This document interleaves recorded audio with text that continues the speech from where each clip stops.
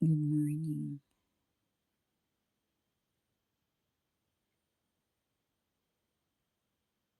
Ito yung nais na iparating sa ating lahat ni Heavenly Father na basahin ko at i-share ko rin sa aking mga kapatid. 3 Nephi, chapter 26, verse 1 to 8.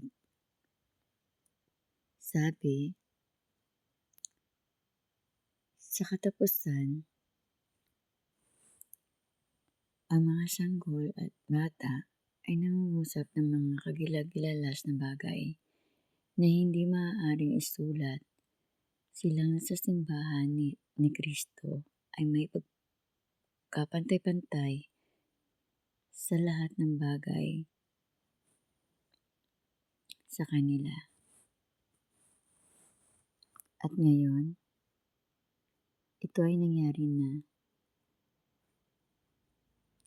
Nang sabihin ni Jesus ang mga bagay na ito, ay ipinaliwanag niya yaon sa maraming tao at ang kanyang ipinaliwanag ang lahat ng bagay sa kanila, maging ang napakahalaga o di gaanong mahalaga. At kanyang winika, ang mga banal na kasulatang ito na wala sa inyo ay inuutos ng Ama na ibigay ko sa inyo sapagkat karunungan sa Kanya na nararapat ibigay ang mga ito sa mga darating na saninlahi.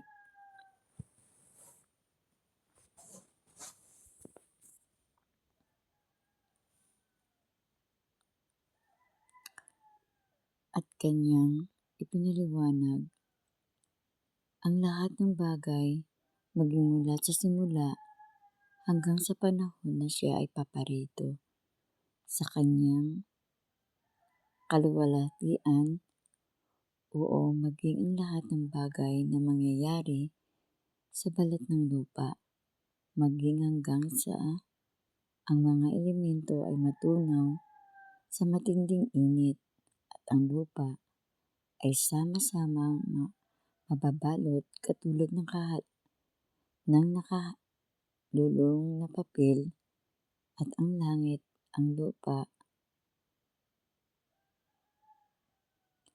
at ang lupa ay lilipas. At maging sa dakila, huling araw na ang lahat ng tao at lahat ng magkakamag-anak at lahat ng bansa at wika ay tatayo sa harapan ng Diyos upang hatulan sa kanilang mga gawa, kung sila ay mabubuti o kung sila ay masasama, kung sila ay naging mabubuting tungo sa pagkabuhay na manguli sa buhay na walang hanggan, at kung sila ay naging masasama sa pagkabuhay na magmuli sa makapahamakan bilang magkaagapay, isa sa isang dako at ang isa sa kabilang dako, alinsunod sa awa at katarungan at sa kabanalan na kay Kristo na buhay na bago pa nagsimula ang daigdig.